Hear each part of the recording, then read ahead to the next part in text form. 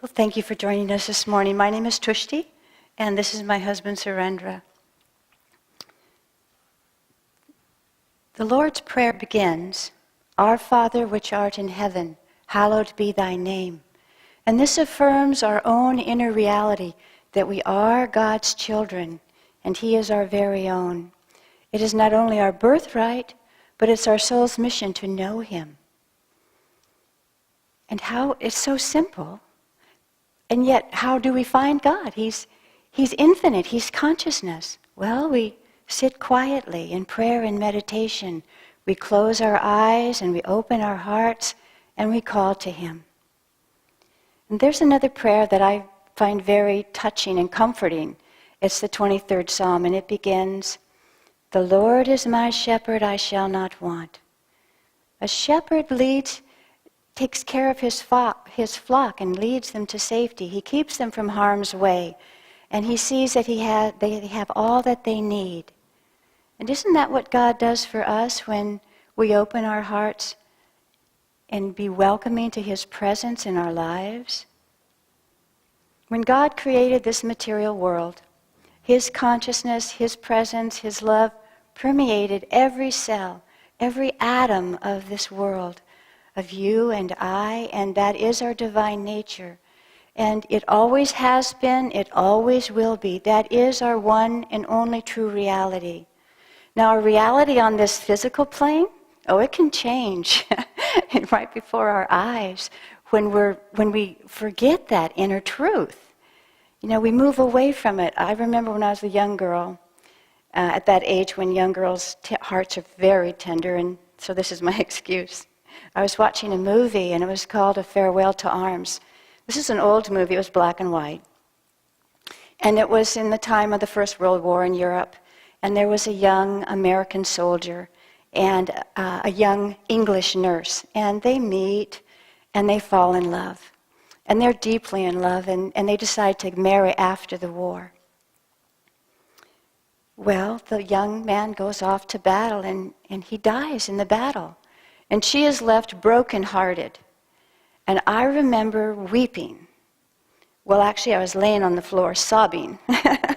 My heart was beating so fast, my chest hurt, I could hardly catch my breath. And because I felt like my heart had broken. And my mother was there watching the movie with me, and she looked at me with this little smile of disbelief, and she said, Patty, as she called me, it's just a movie.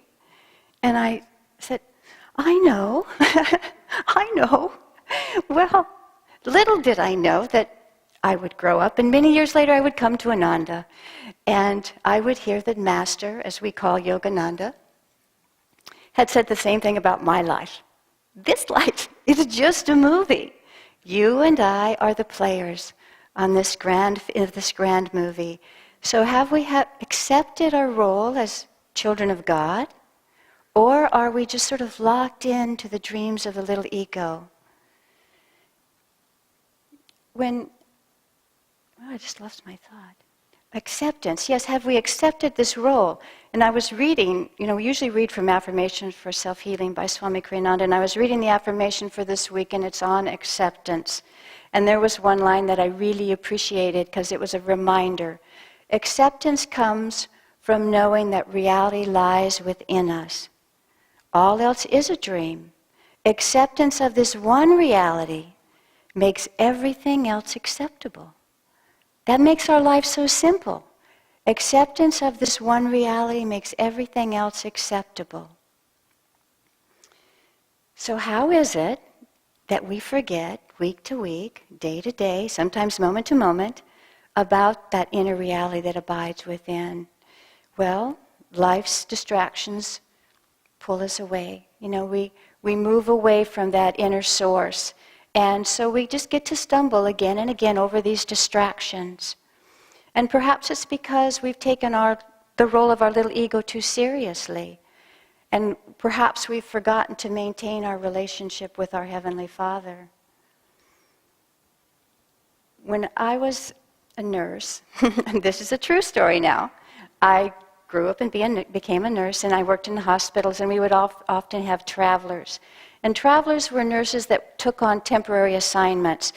And so when they finished their assignment, it could be 6 months or a year even, they would then move to another hospital or another state or even another country. And this one traveler and I became good friends. And Sharon and I, we had lots of fun getting to know each other and doing things together. And then her assignment ended and she moved away. Well, we did keep in touch for a long time. And then more and more time passed between our communications. And then what happened is we slowly drifted apart.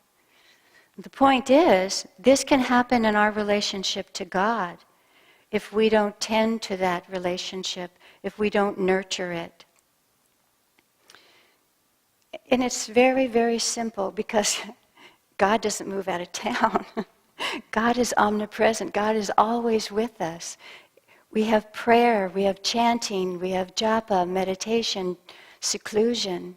In prayer, we're just having a conversation with our dearest friend, the one who never judges us, knows everything about us, loves us unconditionally, and is always there for us, always there. And we have chanting. Now, chanting is wonderful because it bypasses the mind, which is a good thing, and it goes straight to our hearts.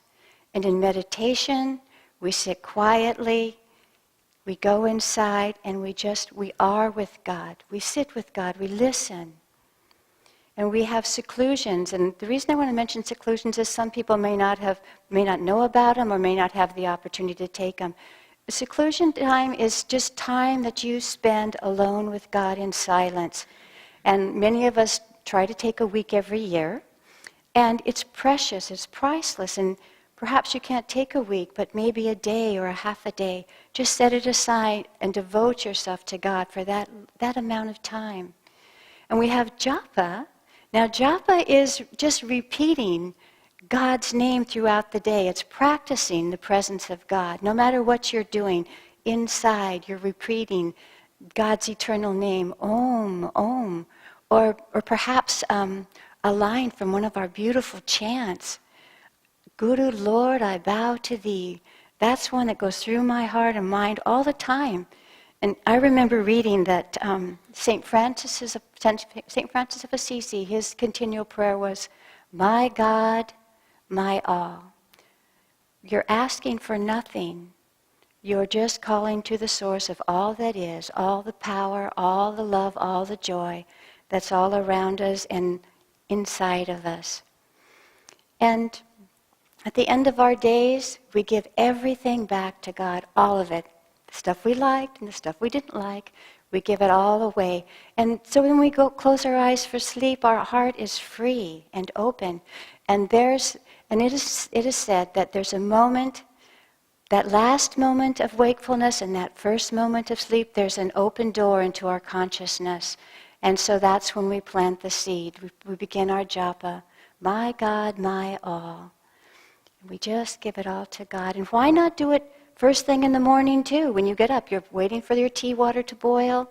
Rather than let your mind start racing through your day, just practice your japa. Or when you're in line at the bank and you're waiting, or when you're at the dentist and you're nervous, it'll calm you down. And that vibration, your vibration, will help everyone that's around you. It's just a very, very beautiful practice. We just give ourselves to God in all that we do. We are His children, and He is eternally ours. God bless. Recently, in my seclusion, I was reading the passage from Rays of the One Light that was read this morning that refers to the Lord's Prayer, and then also about acceptance, as Tushti mentioned, which is our affirmation this week. And what struck me was the chant that I asked our musicians to play as we went into meditation this morning. Rest in God, live in God, in His light, in His love, in His joy. When we rest in God, we trust in God. That's what we truly need to do. And in doing that, we are fulfilling the message of the Lord's Prayer in the true sense of acceptance, in that true sense, thy will be done on earth as it is in heaven.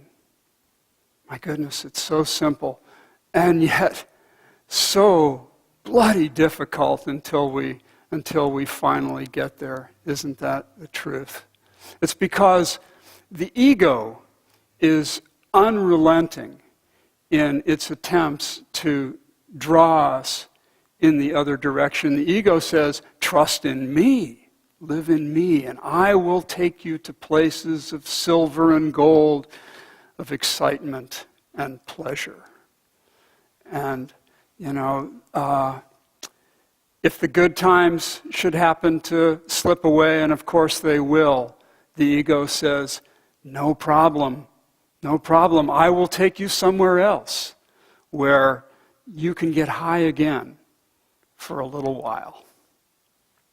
And don't we just love to pretend that this time, whatever this time may be, that this time will be the crest of the wave that does not crash.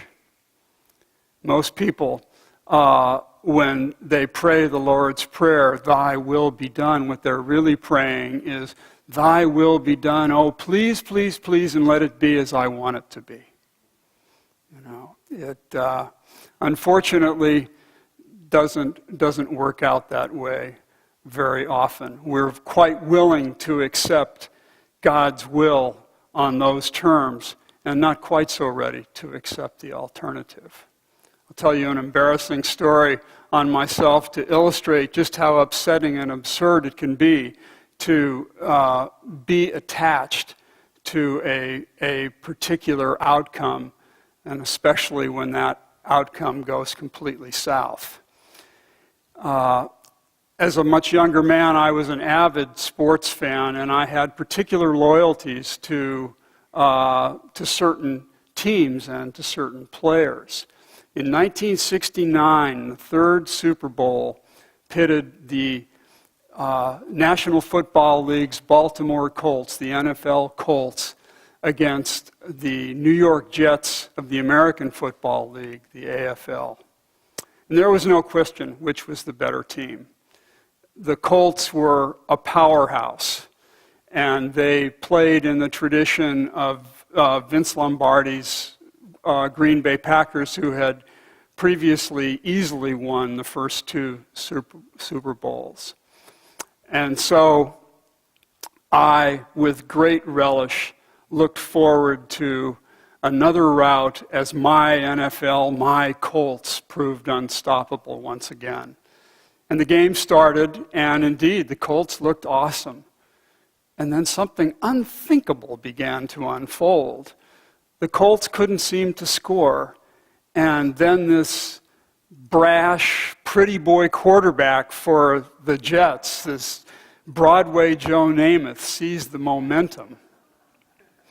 And like mighty Casey at the bat, the Colts went down to a stunning defeat.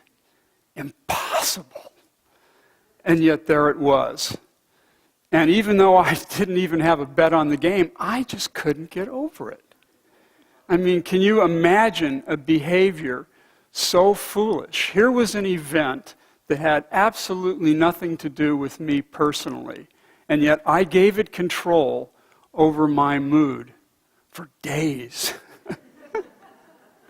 Well, thankfully, that experience proved to be the breaking point for me, because I was able to get to a point climactically as a result of just being so embarrassed about this that it just suddenly in one afternoon the spell was broken, and I was able to accept that outcome. Now I realize that sports, particularly in the midst of a World Series here in San Francisco, and no doubt a great deal of passion among a lot of people for whether or not the Giants are going to win, it's a little risky for me to say that the outcome doesn't matter.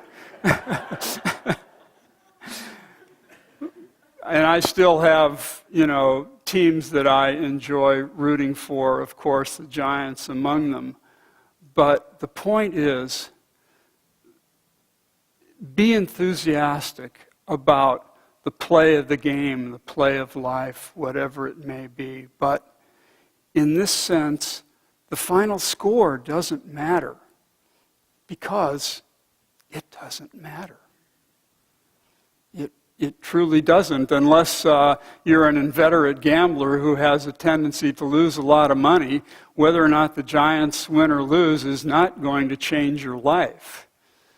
The question becomes, where does my happiness lie? And that's not a question that can be positively answered from any outward focus. What we need to accept above all is that this life, this reality, is God's dream. And that we are players, divine players, in the wonder of its tableau, working our way back to soul communion. When we can accept that fully and take it to heart, everything else becomes acceptable too. Of course, we have to commit ourselves to doing the very best we can in everything that we undertake. But when we do that, everything falls into place. Everything becomes acceptable. And we realize that no matter the test, it comes from God's love, trying to urge us forward into making spiritual progress, meeting those challenges. Be thou a yogi, Krishna said to Arjuna in the Bhagavad Gita. As you engage in life's endless activities and challenges, be mindful of their purpose. See them as opportunities to make spiritual progress and meet those challenges in conscious partnership with God, with the divine. Rest in God, live in God. Cultivate acceptance. And when you do, you find that it just works magic on everything. It works magic on overcoming anxiety, anger, fear, hardship, sorrow, stress, even the unbelievable defeat of the Baltimore Colts in Super Bowl III. Yes, thy will become. Help me to embrace it, whatever it may be, for that is what opens the door to His light, His love, His joy. God bless.